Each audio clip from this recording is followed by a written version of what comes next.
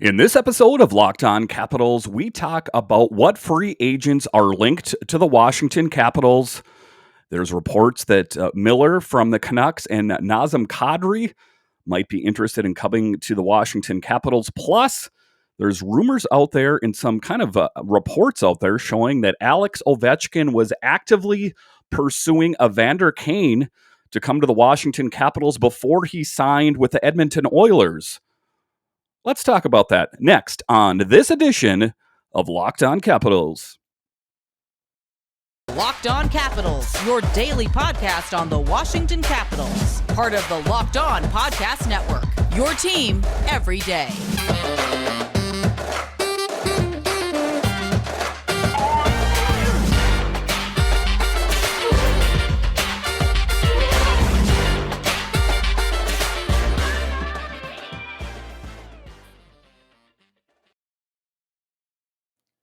Well, hello and welcome into this edition of Locked On Capitals. I'm so glad you decided to join. Always, this podcast is free and available on all the major platforms, and I want to thank you for making this your first listen or view of the day.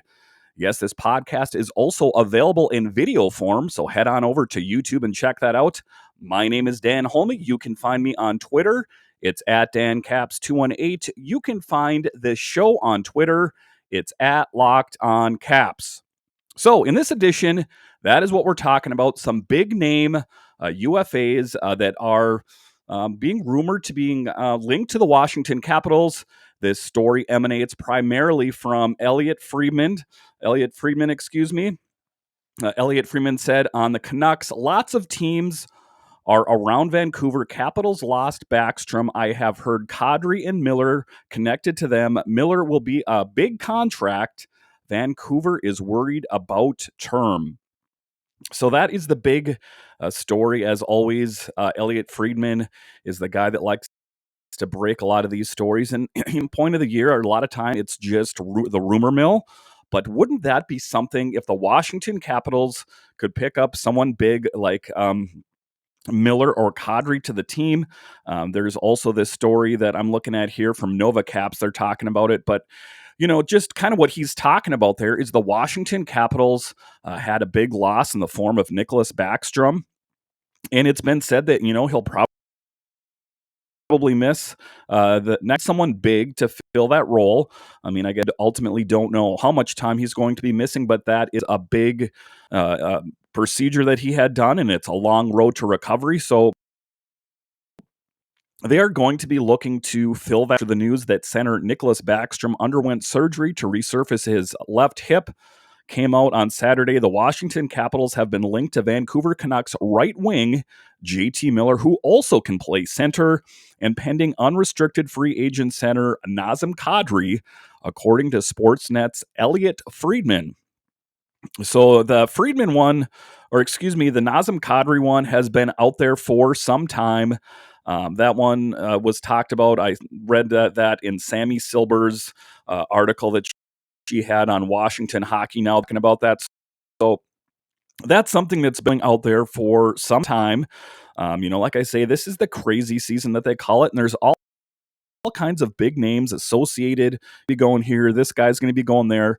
In the previous podcast, I talked about that Bobrovsky and Gibson, their names were also linked to the Washington Capitals as well. It seems that the Gibson one was kind of shot down and muffled, that one didn't really have any legs. That was just someone trying to spin a story. But Bobrovsky, that one is still out there.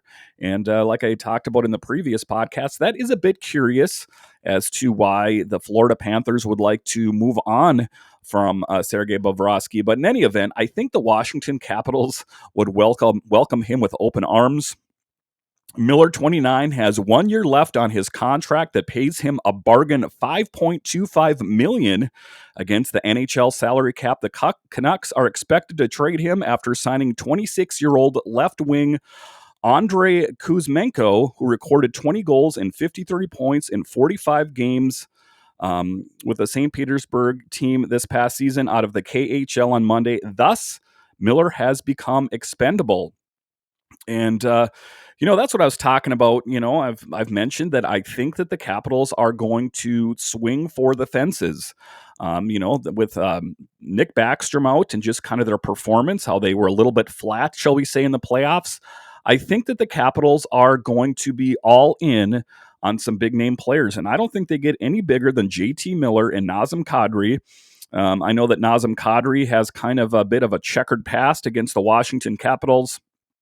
If memory serves, he was involved in that injury when the Capitals were playing the Toronto Maple Leafs, and there was an injury that was sustained there. But nonetheless, I do respect Nazem Kadri as a great hockey player.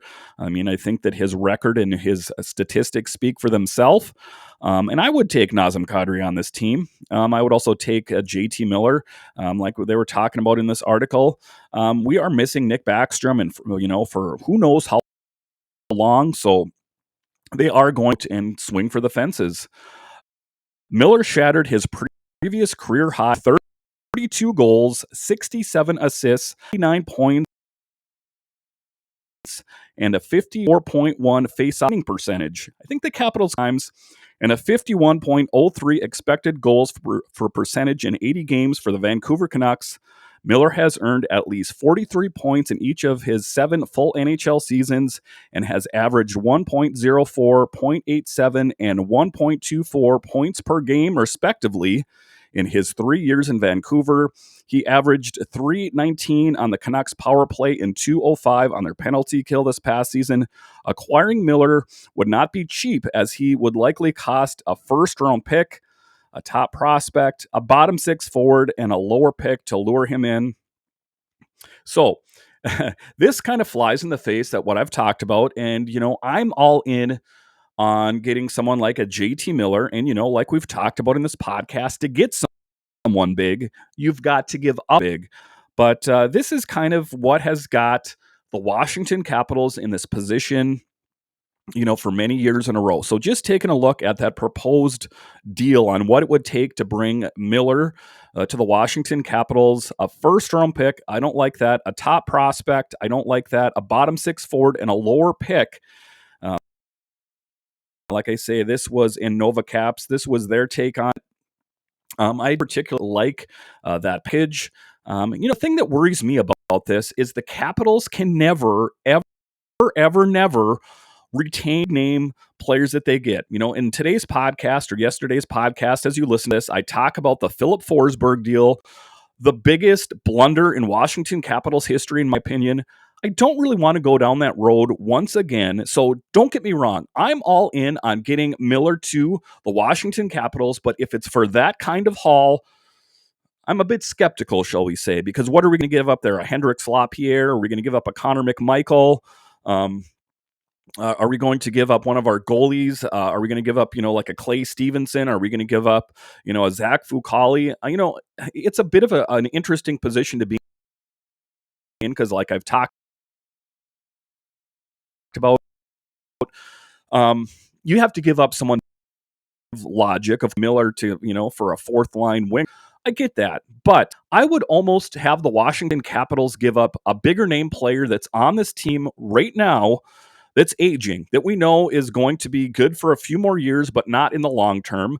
Because let's face it, we've talked about this all the time, is that the Washington Capitals always give up their top prospects, their draft picks, and that's why they're in the position that they're in right now. That is why they are one of the oldest teams in the NHL, is because they've always win now mode. And win now mode comes at a great cost. That's why the Washington Capitals are in the position that they're in right now, that they don't have, as many top prospects and top draft picks and top players in Hershey and the Stingrays.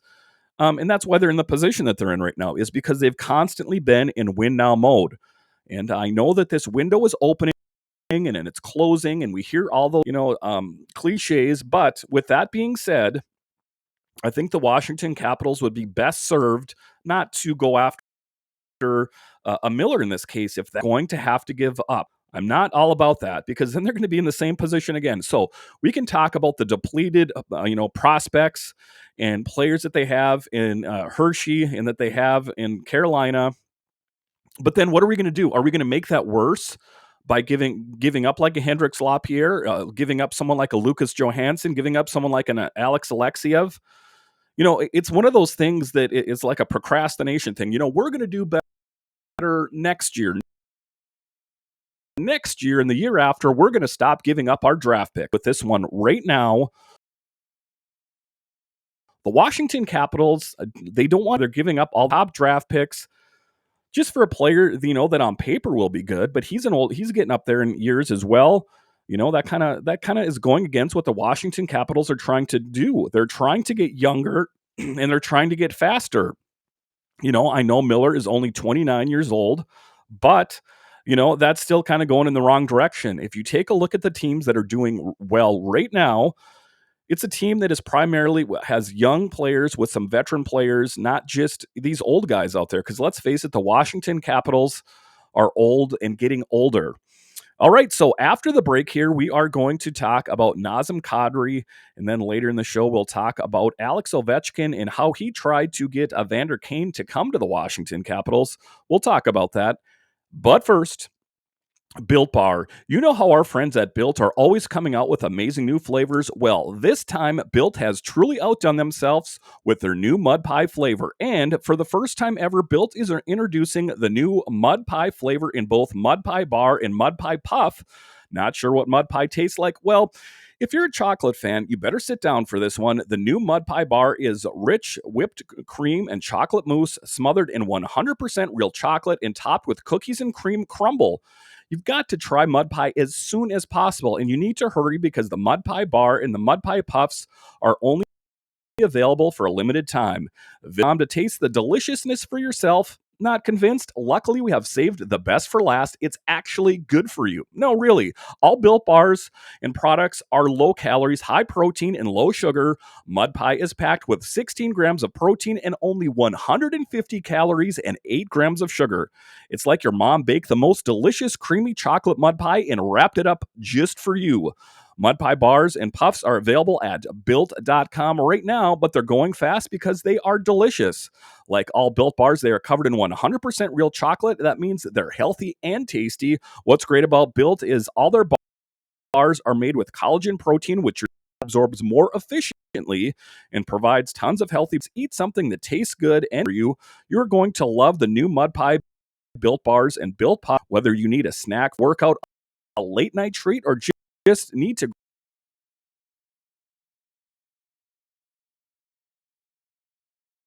cream cookies and cream crumble, stop drooling. Get to order your box of Mud Pie bars and puffs now. You won't regret it. So go to Built.com, use promo code LOCKED15 and get 15% off your order. Use promo code LOCKED15 for 15% off at Built.com.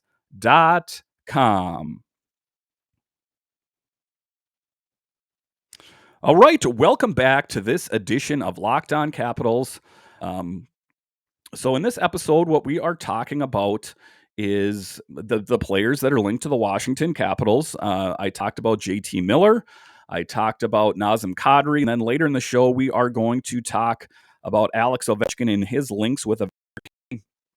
But in this next part here, we're going to talk about Kadri. Kadri is coming off a career year with the Colorado Avalanche, where he shattered his previous personal highs in goals, 28, assists, 59, points, 87, and 71 games on a team that finished the regular season fourth in the NHL in goals per game, 3.76. He also earned a 53.88 expected goals for percentage. It has 6 goals and 14 points in 13 games during the run to the Stanley Cup final before suffering a thumb injury that required surgery in Game 3 against the Edmonton Oilers in the Western Conference Final. Prior to this season, the 32-year-old hit the 60-point mark just once with the Toronto Maple Leafs, though notched 32 goals in a season in back-to-back campaigns. Kadri, who has been suspended 6 times in his NHL career, 4 of which have come in the postseason, averaged 3 minutes and 53 seconds on the Avalanche's power play, 3rd among forwards, and 28 seconds on the penalty kill, 10th. He could demand around $8 million per season, with a backstrom right wing Tom Wilson and left wing Carl Hagelin on long-term injured reserve. The Caps could save a substantial amount of money, though they will have to make room under the salary cap to activate Wilson, who is expected to return sometime between Thanksgiving and the NHL All-Star break, and potentially Hagelin when they become available to play.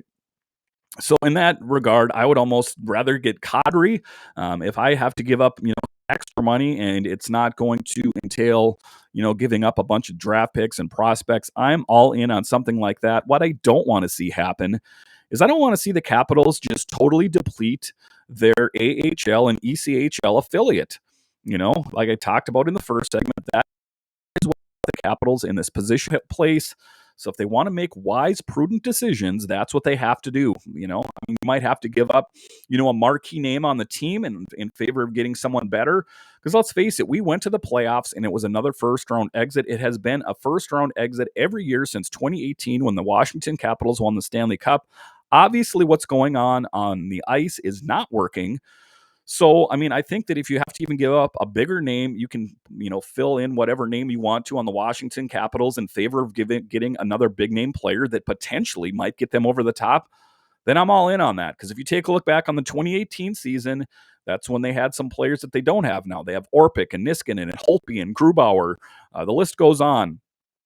So we know what we have in this group. They put them to test all season long, and they got 100 points. And like I talked about, if it was any other division or whatever, they probably would have been in first place.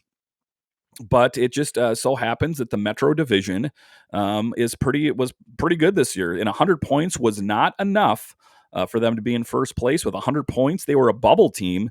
So, the Capitals didn't play horribly, but obviously they didn't play good enough to get over the hump because, when they played the Panthers, even if they would have beat the Panthers, they would have gone on to play the Lightning, and I really don't see them beating the Lightning this year anyway.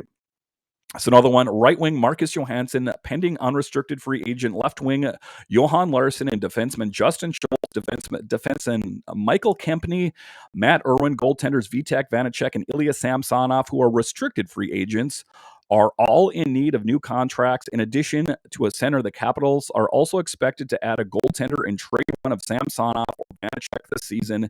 Again, this article is in Novacaps where they kind of break down what they think, and this all emanates from the Elliot Friedman article. And a lot of that we know. I know that that picking up Marcus Johansson was a move that they thought might get him over the top, and getting Johan Larsson was to kind of fill in for that spot where Carl Hagelin was in. But I don't see the Washington Capitals picking up or re-signing Michael Kempny or Matt Irwin. And ultimately, the Capitals are going to have to choose between Vitek Vanacek and Ilya Samsonov. My hunch tells me that they'll go with Ilya Samsonov, and I guess it's a coin flip at this point, but that's just my gut reaction, is that they'll go with Ilya Samsonov. He was drafted higher. I think the ceiling they see on him is a bit higher. And, he's the better athlete. Between the two of them, he's ranked the better athlete. All right. So after the break here, we are going to talk about that interesting morsel of that Alex Ovechkin was talking to Evander Kane and trying to lure him to the Washington Capitals. We'll talk about that after the break. All right. Welcome back to this edition of Locked On Capitals. I'm so glad you are sticking with me here. And as we break down some of these interesting stories in the offseason, this particular one was a bit of a juicy morsel here. Alex Ovechkin called Evander Kane to try and get him to sign with the Capitals before the playoffs. This article in RMNB, they talked about it. And that is a bit of an interesting story as well. This one also emanates from, you guessed it, Elliot Friedman. Another team who has at least discussed it and considered signing Kane is the Washington Capitals. Sportsnet's Elliot Friedman reported in January there's nothing done, no contract, nothing like that. But they're another team in addition to the Oilers who have looked into this. And as we all know, he did end up going to the Oilers. But before that, Alex Ovechkin was trying to use his power of persuasion, being, arguably the best hockey player of all time, at least the best goal scorer. He will end up being that. And it didn't end up coming to fruition, but wouldn't Evander Kane on the Washington Capitals really have helped them? It could be said that could have been the missing ingredient that would have got them over the top. And Evander Kane is a bit like a Tom Wilson in a certain regard, that they're both tough guys. And if they're not playing on your team, they're not easy to like. If you take a look around the league, if you talk to the ownership or the GMs, they would love to have a Tom Wilson. But if you talk to a lot of the other teams' fans, they detest Tom Wilson. I think that Evander Kane goes a bit into that category as well. You see that he did play rather well with the Oilers this past season, and that was a really solid pickup for the Oilers. I mean, if the Oilers didn't get the result that they wanted to either, but that was a team that struggled to make it to the playoffs for years. And I think that, you could make an argument that Evander Kane would have definitely helped the Washington Capitals out. I definitely think he would, because, he's one of those guys that brings a he's like a Tom Wilson. I wouldn't say it's the same, but a tough guy. Fighting, anything like that. But and he has that goal scoring touch too. So it's going to be interesting to see what ends up happening with Kane. Does he end up sticking with the Edmonton Oilers? But it is a bit of an interesting story there that Alex Ovechkin was pursuing him.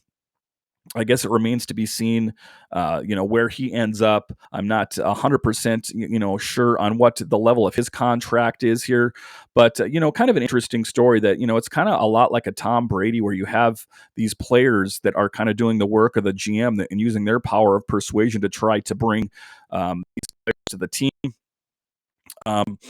Alex Ovechkin wanted Evander Kane to join the Capitals in January 2022. Kane, 30, became a UFA and was considering offers from other teams. Washington was interested in strengthening its first two lines, and Ovechkin called Kane to extend an invitation. In that case, the Capitals could have used a line of Ovi, and Kane in the playoffs. Could you imagine that? Oh my God. Wow. It's too bad that didn't come to fruition, because wow, I mean, the Capitals would have been stacked, and at least on that top line, I say, look out. Any team that is going to try to come up against a line like that is just loaded for bear, I think that it would have been a big challenge for any team like that. So, alas, it wasn't meant to be. He went off to the Edmonton Oilers, and, all things considered, I think he did a pretty good job with them. But like I say, it is interesting that that is what they're doing now, is kind of using the power of persuasion of big names like Ovechkin. Kane scored 39 points, 22 goals, 17 assists in 43 games during the regular season, and 17 points, 14 goals, 3 assists in 15 Oilers playoffs games. The Oilers were swept in the Western Conference Final by Colorado. The Capitals were eliminated in the first round, as we know. Before signing with Edmonton, Kane was sidelined for the first few months of the season due to a sexual assault and battery allegations. So, I mean, he does have a bit of a checkered past. The San Jose Sharks terminated Kane's 7-year, $49 million contract due to what they called a breach of his NHL standard player contract and the violation of the AHL COVID-19 protocols. So don't get me wrong, he's had his history there throughout the NHL. But I don't. I mean, all we can do is judge these people based on today. I mean, there's a lot of people in life that don't have a perfect record. I do think that he kind of kept his record clean when he was with the Oilers in this postseason, and it was a bit of a Hail Mary pass. I mean, I got to be honest with you, there was a lot of people that kind of goofed about it around the league. Why would you pick up someone like Evander Kane with his kind of what we call checkered past, but you take a look at it, like I say, I think he kept his record clean and he played well with the Edmonton Oilers. And that's all we can really judge people on, is a day by day, week by week, year by year. We can't sit there and hold all their previous records against them. Otherwise, there's a lot of people in everyday life that, you'd have to discount. So, honestly, I think that would have been awesome, to for lack of a better word, if the Washington Capitals would have picked up someone like an Evander Kane, like they talked about in that article. Could you imagine an Ovi, Kuzi, and Evander Kane line? Wow, the mind boggles just thinking about that. Thank you for joining me on this edition of Locked Capitals. This fun off season. I think it's fun. And you want to know why I think it's fun is because there's all these rumors out there swirling. Is this person going to come here? Are they going to go there? And then it all kind of culminates and it builds up into crescendos into this big event before the NHL season.